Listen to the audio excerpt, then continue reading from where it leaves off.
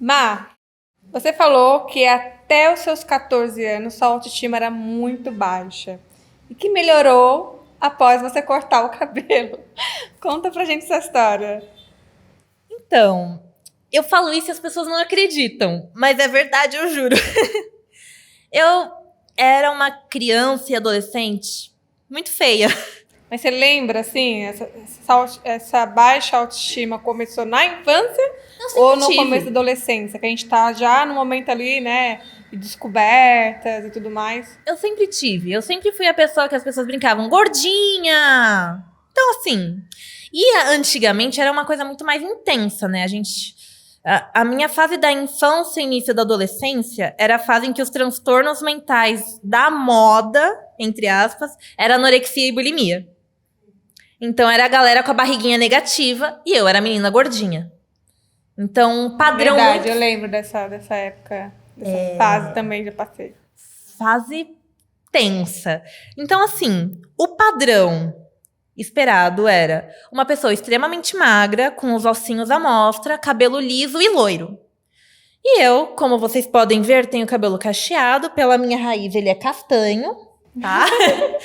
E eu tentava ter cabelo longo, né? Antigamente as pessoas não sabiam cuidar de cabelo cacheado, então eu escovava o cabelo. Talvez vocês já tenham visto o Primo It, o Capitão Caverna. Meu cabelo ia até a cintura e de costas eu era igual. Se colocasse um óculos, assim, um chapeuzinho, eu era o Primo It. Também era igualzinho a você. Cabelo grande e cacheado. Só que você escova e ele fica armadão, assim, uma coisa tipo... Mas eu usava ele cacheado mesmo. Você usava ele cacheado? Cacheado. Ai, que linda. Usava, enrolava lá, ficava... Eu não sabia fazer isso no meu cabelo. Assim. Eu não sabia. Então, assim, eu escovava, eu de manhã já não acordava animada, não era vaidosa, porque pra mim eu não tinha salvação. Então, qual o ponto da sua autoestima nessa época? Eu não tinha salvação. Eu tinha que assumir que eu seria uma pessoa feia pra sempre. Eu fazia oração, eu sempre fui meio mística, meio bruxinha, assim. Então eu fazia oração pra Lua, pra Vênus, pra me abençoar. Me abençoaram, obrigada. Dê saúde. Não, pedia beleza mesmo. Tá foda, me deixa mais bonitinha. Porque assim, eu era uma adolescente feia, tanto em comparação com os padrões. E assim, eu me vendo hoje e eu tenho... Era ou você se achava? Ai, eu ainda me achava. Hoje você olhando a fotinha sua... Eu falo, poxa, que dó dessa bichinha. Patinho feio mesmo, sabe? Que dó dessa menina. Então, assim, eu não era bonita. Não me achava. E eu vendo minhas fotos antigas, não me acho. Não me acho. Eu me acho bonita hoje. Mas, assim, caminhada, né? Então, eu ia pra praia, eu não usava biquíni. Hoje eu também vejo que eu não era tão gorda, não. Não tava tão acima do peso nessa fase que eu era mais fechada, não. Era uma questão muito social mesmo, da pressão da imagem que a mulher tinha que ter. Mas a gente não tinha nem acesso a esses questionamentos. Uhum. Então, sou feia, sofro bullying. Aí, com os meus 13, 14 anos, o que aconteceu, né? Eu resolvi pintar meu cabelo. Tinha uma amiga que tinha cabelo colorido, eu falei, também quero ter cabelo colorido. Meu cabelo eu nem cuidava, mas eu fiz a minha primeira mecha. Ficou lá. Cabelão, mecha, pontinha colorida, Primo It de costas. Entrei no ensino médio. Eu quietinha, não conversava com as pessoas, extremamente tímida, não me sentia confortável no meu corpo, só usava roupa larga, só usava calça, não usava saia, não usava shorts, não mostrava nada. Só mostrava os braços porque eu sempre sentia muito calor. Eu lembro que bem no começo da minha adolescência, eu que estava desenvolvendo, né, os peitinhos e tudo mais, eu só usava camiseta também, não gostava de mostrar, de nada. Não gostava de regata. Me incomodava muito o fato do seio estar crescendo, né? Sim. Aí eu também passei dessa época aí, que depois comecei a me arrumar mais como uma mocinha, né? Querer mostrar mais as minhas curvas. Aí tem a questão da barriga, ela também incomodava, né? Você tem que ter a barriguinha Não pode. chapada, mostrar o umbigo e tudo mais. Eu só não furei o umbigo porque eu nunca tive coragem. Nossa senhora. Mas, nossa, até hoje eu tenho vontade de furar o umbigo. E no gente, balé mas tem não muito tenho isso coragem. de você ter que ser muito... Tinha, né? Não sei se hoje ainda tem, mas ser muito, muito piquitiquinha, né? Então é uma pressão estética bem forte também na dança, né? Enfim, entrei no ensino médio, aí meus 15 anos, por aí, acho que sim. Eu sei que numa semana eu falei, vou fazer 2 mechas, uma azul e uma vermelha, porque deu vontade, e eu já queria que o meu cabelo fosse cacheado. Só que eu tinha feito muita progressiva com formol, então pra mim o meu cabelo não tinha nem salvação. E eu tinha parado há muito tempo de fazer progressiva, só que o meu cabelo não tinha formato. Ele era uma coisa esquisita, porque as pontas tinham química e a raiz pesava com as pontas, então nunca cacheou. Eu falei, eu não tinha ideia de como era meu cabelo, gente. Meu cabelo de verdade. E aí um amigo meu, ele desenhava mangá, e ele fez um desenho que parecia com o meu rosto, mas que era um cabelo que é igual ao meu hoje. E assim, eu olhei pra esse desenho e falei, nossa, que desenho bonito. É tipo eu, só que bonita. Será que dá pra fazer milagre? E aí eu peguei esse desenho e falei, posso levar pra casa? Levei. Aí eu virei pra minha mãe e falei, mãe, minha mãe sempre teve cabelo curto. Ela também sempre alisou o cabelo, porque era uma coisa da época dela, né? De não pode ter cabelo cacheado. Ela sempre se viu com o cabelo liso mesmo. Então, ela banca a chapinha. Minha mãe banca a progressiva, minha mãe banca a chapinha. Eu não bancava, porque dá muito trabalho. Cabelo longo ainda. Não. Mãe, quero cortar meu cabelo. Ela, tá bom. Agendou no cabeleireiro dela, porque ela sempre cortou o cabelo curtinho. Virei pro cabeleireiro e mostrei um desenho de um mangá. Falei, quero ficar assim. Um desenho, olha a referência. A referência. Aí o cabeleireiro olhou pra mim e falou, tá bom. Eu lembro que ele amarrou meu cabelo, cortou, saiu um tufo desse tamanho. E assim, como eu não O cabelo ainda batia na cintura. Batia na cintura. Nossa, foi radical. Foi radical. E eu cortei Chanel, eu cortei na altura que ele tá hoje. Porque eu nunca mais deixei ele crescer. Eu cortei. E as mulheres do salão ficaram, nossa, não acredito que você tá fazendo isso, que pecado. E na minha cabeça tava tipo, gente, vocês não sabem do que vocês estão falando. Eu me sinto horrível com esse cabelo. Vocês não estão na minha pele. A psicóloga já aprendendo assim, aí. Que não se julga o que o outro faz. Você tem que ver o que o outro tá achando do que ele tá fazendo antes de falar, né? E eu super feliz de estar cortando. E, gente, a sensação de você tirar um cabelo longo e ficar com o cabelo curtinho é tão gostosa. Porque o cabelo pesa. A gente não tem noção do peso que o nosso cabelo tem. Eu lembro que eu sentia a cabeça leve, era até estranho ficar assim. E quando ele cortou, eu me olhei no espelho, eu fiquei, tipo, em choque. Porque meu cabelo tinha cachinho. Sim. E aí eu fiquei, tipo, eu sou outra... O formato do meu rosto mudou. Eu mudei. Você vê uma foto minha de cabelo longo e uma foto minha de cabelo curto, é muito diferente. E aí, olha só que interessante, né? Depois desse dia, eu comecei a socializar mais na escola, a fazer mais amigos, a ter menos vergonha de interagir. Aí eu fiz um grupão de amizade mesmo. Comecei a usar shorts com meia calça. Comecei a mostrar minha perna. É incrível como a autoestima tem a ver com a segurança, né? Com tudo. E aí começou um processo muito... Eu não fiz terapia até o fim da minha faculdade. Então essa parte foi na raça, né? Eu comecei esse processo de aceitação do meu corpo. E eu era muito gordinha. Então tem foto que eu tô no ensino médio que você conta as dobrinhas da minha barriga. Por conta de blusa justa. Mas eu comecei a usar blusas mais justinhas. Comecei a me sentir mais confortável com o meu peito. Comecei a me sentir mais confortável com o meu rosto. E aí eu terminei o ensino médio. Durante a faculdade eu emagreci muito. Em meados de 2015 por conta de estágio. Que era isso. Saía de casa, dava aula de teatro para criança. Então, saía da faculdade, dava aula de teatro, ia para estágio, voltava para casa. Então, eu não tinha muito tempo de comer. Eu fazia um lanche natural, levava e era essa minha refeição. Passei a comer melhor, de certa forma, que lá em casa a gente sempre comeu muita tranqueira. Então, eu emagreci muito. por conta da correria mesmo, do dia a dia. E aí eu comecei a perder peso, nunca mais deixei meu cabelo crescer, eu aprendi a cortar o meu próprio cabelo, porque salões naquela época não sabiam cortar cabelo cacheado. Minha mãe chegou a me matricular num curso de cabeleireiro, pra eu não ficar careca, porque eu mesma mexia, eu mesma pintava. Nossa, eu passei a ser mais vaidosa, tudo sozinha. Eu passei a usar batom, foi a primeira maquiagem que entrou na minha cara, batom vermelho. Nessa época você só fez corte, você não pintou. Eu pintava já.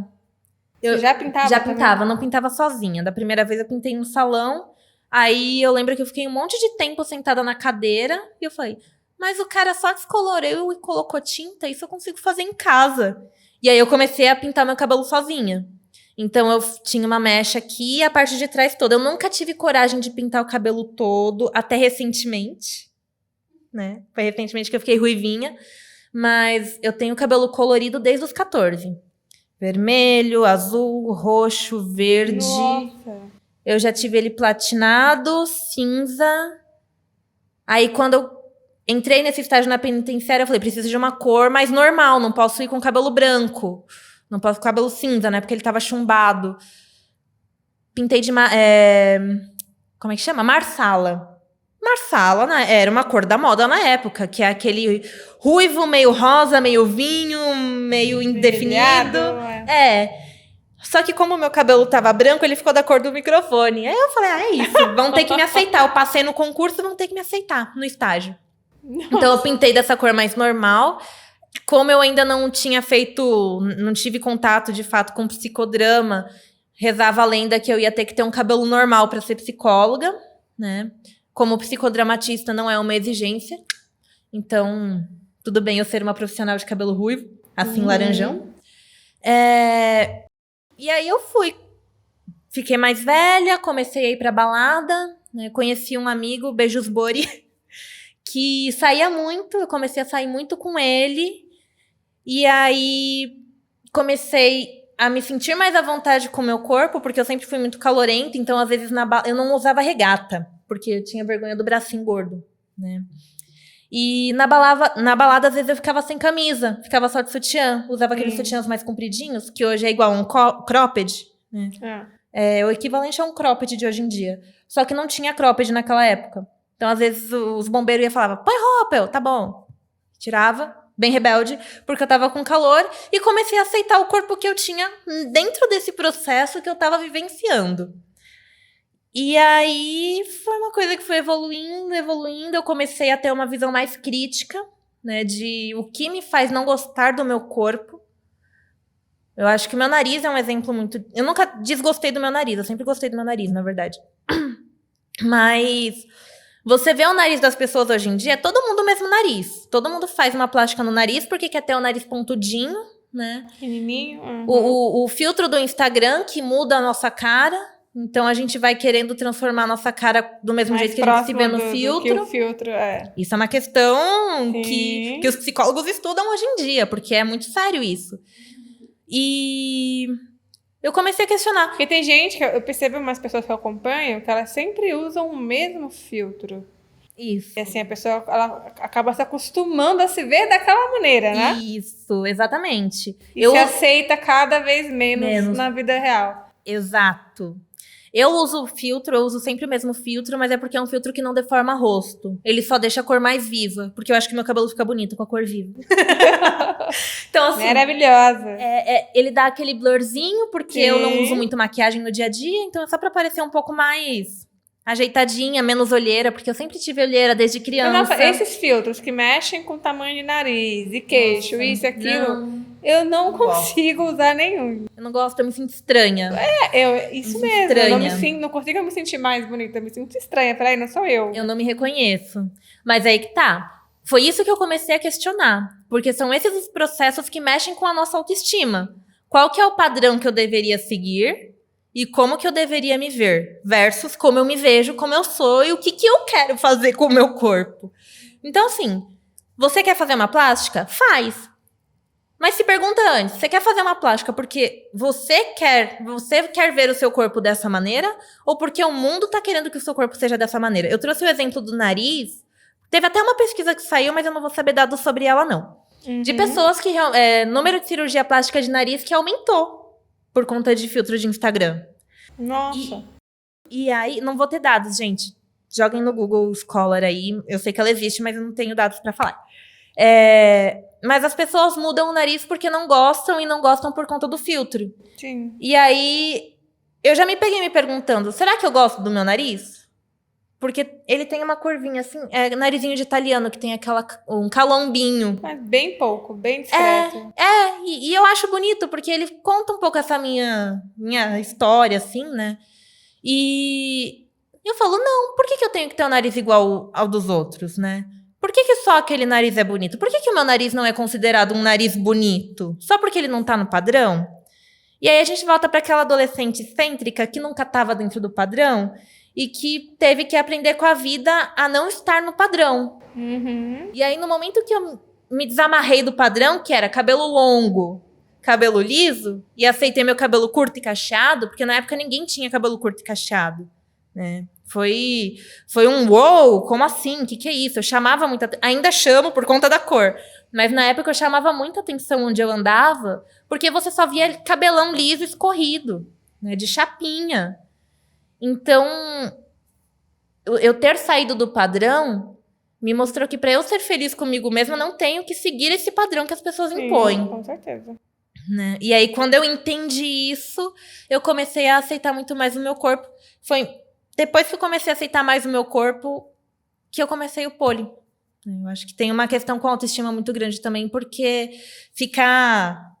você fica meio vulnerável, né? Top, shortinho, topinho. O pole te obriga a se expor, né? A você encarar o espelho e falar assim, não, essa sou eu. Exato. Mas o bom que eu acabo sempre falando muito é que você acaba mudando, né, esse foco de, peraí, eu tô me olhando no espelho ali, uma pessoa assim, assado, gordinha ou muito magra, que não sei o que, não sei o que lá. Mas você acaba mudando o foco com o tempo. Peraí, eu estou me olhando no espelho, olha, eu tô conseguindo fazer esse movimento, como ele tá bonito. Isso. Que legal, o que eu preciso melhorar nele? Então, vocês mudam, a gente muda o foco, né? Tira o foco do corpo e coloca o foco naquilo ali, no que está praticando e precisa ser melhorado. Exato. Isso realmente surreal, é interessante. E é a mesma dinâmica que eu levei pra minha vida. Então, assim, eu não tirava foto, eu não gostava de bater foto. Por quê? Porque você junta o braço fica gordinho, fica a asinha de frango. Eu tenho até hoje, mas hoje eu já consigo conviver muito melhor com o fato do meu braço fazer isso daqui. Porque o braço de muita gente faz, gente. É natural. Com a minha barriguinha. Eu tenho uma barriguinha. Hoje eu não consigo me ver com uma barriga lisa. Não tenho a menor vontade de ter. Eu acho que se algum dia eu emagrecer, eu quero continuar tendo uma pochetinha. Porque eu acho bonito. Né? Eu já desgostei muito das minhas panturrilhas. Porque elas são muito grossas. Zona Norte, gente, é só ladeira. Então a minha panturrilha é trabalhada na ladeira. Eu tenho uma panturrilha saliente. E eu detestava, porque eu falava, é enorme. Hoje eu já não acho isso. Eu já consigo mostrar a minha panturrilha. Né? Antes eu não mostrava. Então, assim, foi um processo que eu acabei mudando. Eu emagreci, então, tinha quase 80 quilos. Dei não vou dizer que eu aceitava o meu corpo naquela época, eu não aceitava, não. Mas hoje, eu vejo que se eu engordar, se eu emagrecer, eu tô muito mais de boas com o meu corpinho. Mas hoje você tá feliz. Tô feliz. Com você mesmo. Tô feliz. Tem uma coisa ou outra que às vezes a gente para pra se perguntar. Quem assistiu Barbie e viu pode dar spoiler? Viu que até a Margot Robbie se questiona sobre o corpo dela. Eu ri tanto nessa cena. Mas é isso, né? O que nos faz questionar o nosso corpo? Eu comecei a questionar e criticar o que impõe pra gente. E a autoestima, na verdade, é isso, né? É a forma que você se vê. A gente tem que começar a mudar isso aqui, ó. É a cabeça. E é uma coisa que eu trabalho muito em atendimento. E você se comparar ao outro ou tentar se encaixar em padrões que não existem. Na minha opinião, não existe. Não. Cada uma é única. Exato. Do jeito que é linda, do jeito que é. E assim, isso tem que ser trabalhado. E eu gosto do pole por causa disso. Sim. Eu também percebi isso. Eu nunca tive uma uma autoestima baixa, assim, na verdade. Não me lembro de nada assim. Lógico que na adolescência, Que bom! né? Na adolescência a gente sempre tem uma coisinha ou outra ali que a gente gostaria de melhorar, que incomoda. Mas é aquilo, né? A gente não tem a maturidade que tem hoje, a gente se compara, né? Se coloca aí dentro de padrões e tenta seguir. E se você não seguir, você tá, tipo, né? Fora de... Enfim. Tentar parar, principalmente a mídia hoje em dia, com a internet super em alta. Demais. Né? Pegando pesado a mídia, a gente tá vendo tanta coisa aí, tantas mulheres, né? Sim. Tipo uma Barbie. Uhum. Tipo uma Barbie. Chegou esse filme aí pra ensinar muita coisa também. Eu não assisti ainda, mas só pelos relatos que eu estou ouvindo do filme. É legal. Né? É bom, é um bom filme. Tá, vale a pena assistir. Eu preciso assistir. Você sabe que... Mas enfim. Tem muito adolescente que vem para atendimento na clínica e eu atendo eles com essa mentalidade. Tipo, é claro que eles não vão entender agora que no futuro eles vão ser mais felizes e vão ter mais autoestima. Sim. Mas acho que a autoestima tem muito a ver com maturidade, sim, porque você passa a filtrar o que é seu e o que é do outro. E o processo de terapia é muito isso, né? Então, às vezes, a questão de autoestima não está relacionada ao corpo, mas está relacionada ao trabalho. Então, é uma das coisas que eu mais trabalho na área clínica com adolescente e com adulto. Porque as pessoas tentam se encaixar no que elas não são, tentam ser o que elas não são, para provar, para subir no na sua emprego. opinião, a partir de qual momento ali a gente tem que trabalhar aí a construção dessa autoestima? Olha, difícil. Acho que no momento que a pessoa tá preparada pra isso. Porque não há de... Se eu tivesse... Eu não sei o que teria sido de mim se eu tivesse ido pra terapia, né? Mas acho que se eu não tivesse cortado o cabelo, o meu processo de autoestima seria muito diferente do que ele foi. Talvez não tivesse. Eu não consigo me ver tendo autoestima com o cabelo que eu tinha. Mesmo fazendo terapia. Talvez a terapia me fizesse cortar o cabelo e aí desenrolasse. Não sei. Mas acho que é no ponto em que a gente percebe que tá preparado, porque também é uma mudança. Significa você abrir mão de algumas coisas. Abrir mão de um padrão. E muitas vezes o padrão representa a aceitação social. Já que eu nunca fui muito aceita, porque eu era diferente, não tinha muita atenção, né? Mas tem muita gente que carrega isso. Não, eu tenho que fazer isso para ser aceita onde eu estou. E agora? Primeiro, será que você está no lugar que você deveria estar? Segundo, se você não pode sair desse lugar, tem outros lugares em que você possa se aproximar de quem você é? E aí o trabalho, o processo terapêutico, né, ele entra nesse ponto. Porque se a sua autoestima é muito baixa, se ela te impede de fazer coisas, se você se sente muito inseguro, se você tem medo de sair na rua, pode ter a ver com a autoestima, se você não consegue se relacionar com as pessoas ou se isso afeta as suas relações, você tem motivos para fazer terapia. Sim. Que não é necessário. As pessoas não chegam pra falar, eu preciso melhorar a minha autoestima. Normalmente elas chegam, eu tenho muita vergonha, eu tenho muita timidez, eu não consigo fazer amigos na escola. Adolescentes trazem muito isso, não consigo fazer amigos. Pessoas que chegam e falam, eu tenho síndrome do pânico, não consigo sair de casa, e aí bebê não sai de casa porque não se sente bem com o próprio corpo. Ou seja, não é necessariamente... Pode ser que seja, pode ser que não seja, procurem um psiquiatra. Mas não é necessariamente que eu não quero sair de casa, que eu tenho uma depressão ou que eu tenho uma síndrome do pânico. Às vezes, por trás disso, tem uma questão de autoimagem. De você não se ver aceita no mundo. E aí, se você não se vê aceita no mundo, você sofre quando você tá no mundo. É uma angústia muito grande. E aí, essa angústia desenrola outras questões. Ansiedade, depressão... Por aí vai. Então, se atrapalha, pode procurar.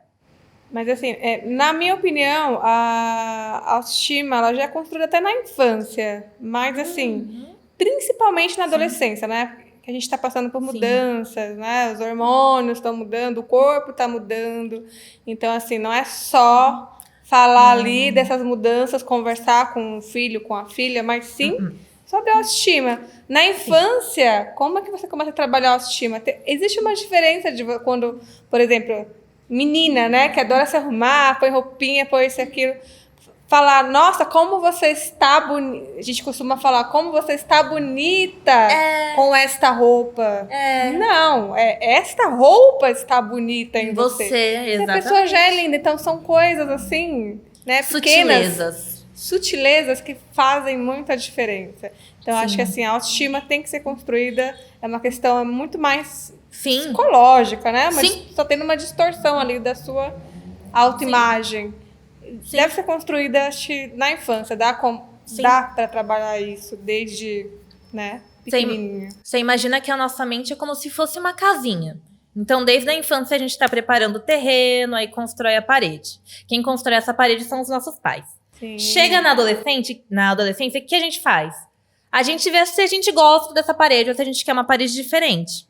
Porque a gente passa a ter mais autonomia para construir a nossa identidade.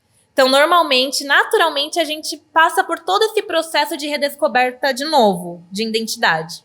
A gente passa por isso na infância e depois na adolescência, né? É um processo que se repete.